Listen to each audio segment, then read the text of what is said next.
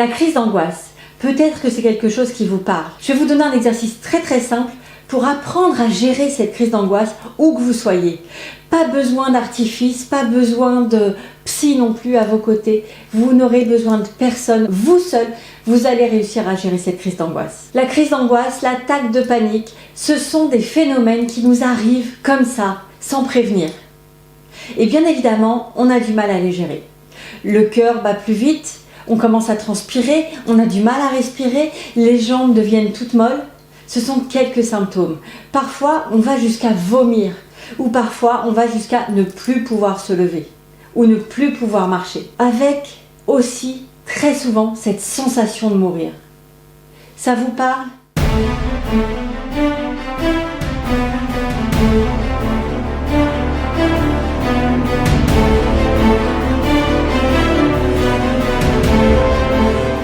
Je vous donne un exercice très simple et hyper efficace pour gérer cette crise d'angoisse. Mais avant cela, pour ceux qui ne me connaissent peut-être pas encore, je me présente. Je m'appelle Séverine Aubiévin, je suis psychologue et coach et j'accompagne depuis plus de 20 ans maintenant des personnes à aller mieux et des personnes qui peuvent avoir, pour bon nombre d'entre elles, des crises d'angoisse. Comment est-ce qu'on va pouvoir gérer ça? Eh bien, tout simplement avec un exercice qui s'appelle le 5-4-3-2-1.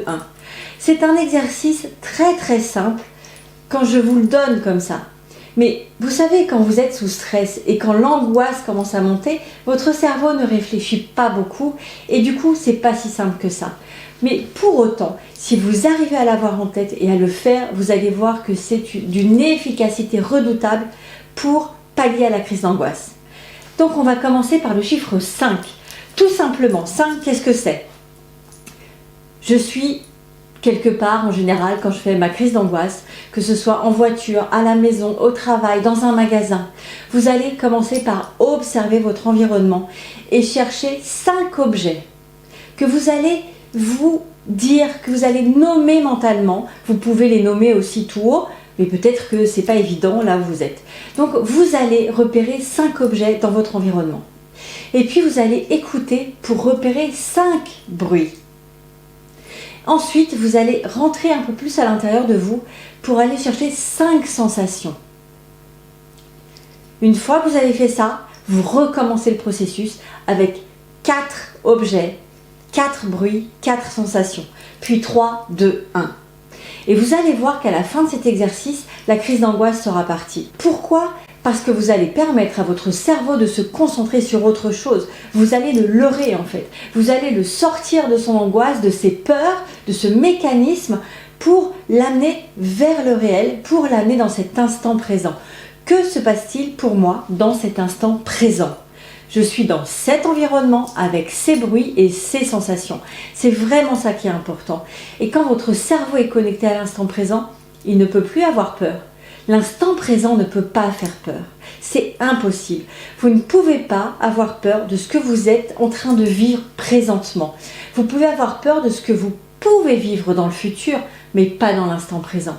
Voilà la clé en fait de cet exercice du 5, 4, 3, 2, 1. C'est cette connexion à l'instant présent. Donc faites cet exercice, même pour une petite angoisse. Pas besoin d'aller chercher la crise d'angoisse.